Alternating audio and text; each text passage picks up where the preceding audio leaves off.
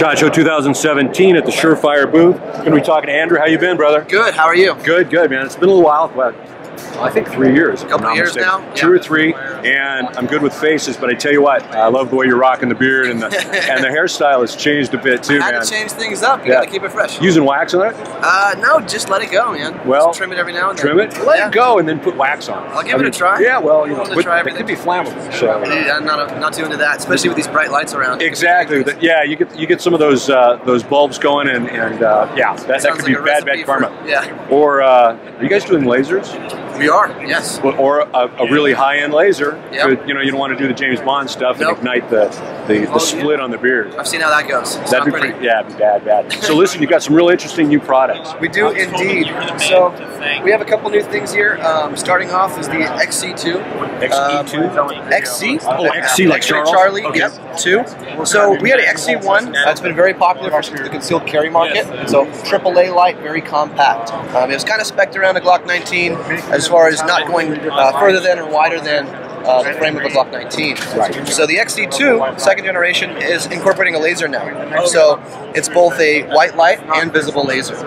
So as far as concealed carry goes, lasers can be very convenient for non-standard shooting positions, or just ease of target acquisition, or low light situations, and escalation of force as well. Yeah. So lasers have a lot of application in that market, and we're excited to introduce this into the line. Getting a lot of good feedback about it, and it's definitely brand new.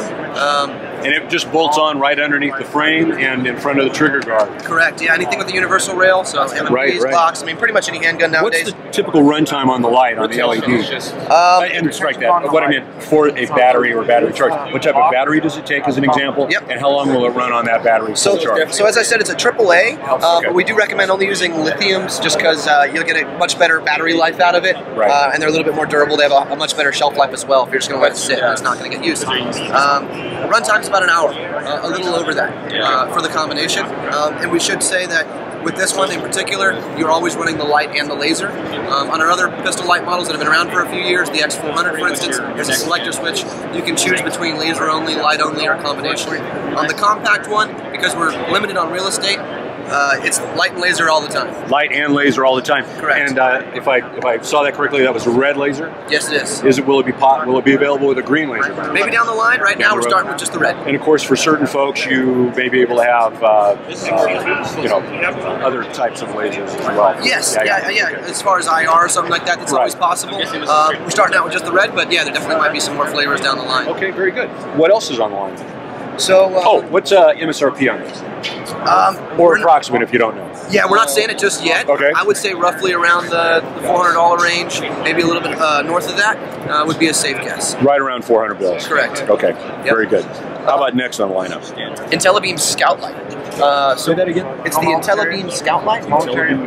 So our IntelliBeam technology, basically it has a sensor, and you can actually see it in the bezel. It's that black tube, and it detects how much light is reflecting back into the bezel, and it constantly adjusts to make the output go up and down.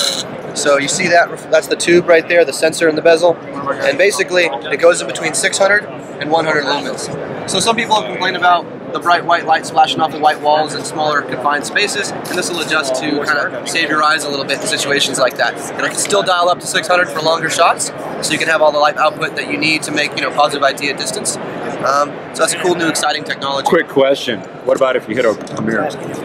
It'll dial down. All the way down? Yep. Okay, wow. It's not going to go down below 100 on the Scout light. Right. It'll still come down significantly. Correct. Right. And the idea behind that, so with 100 lumens, you always still have enough light to deal with the threat if you have to.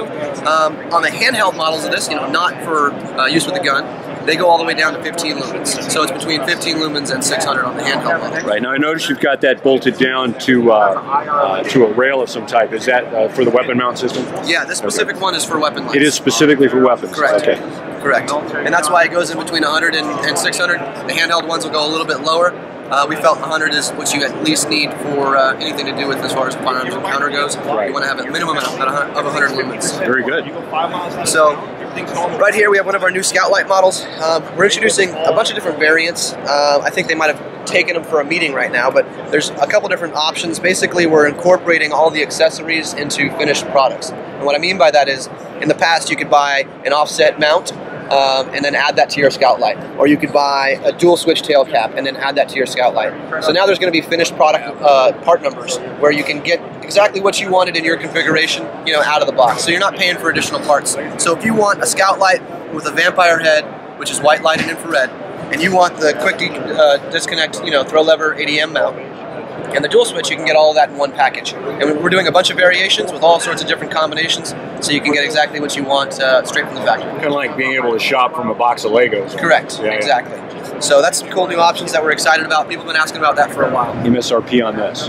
It ranges because your options that's right. You've got several different models. So many different options. So what's the high and the low? You can go as high as about $580, and the low is $299, $300. Okay, very good. And as far as our headlamps go, our Minimus and our Maximus, they've been upgraded very recently. The Minimus is now at 300 lumens, and that's one 123 lithium battery. It's a disposable. And then the Maximus is at 1,000 lumens now, and that's the lithium-ion rechargeable.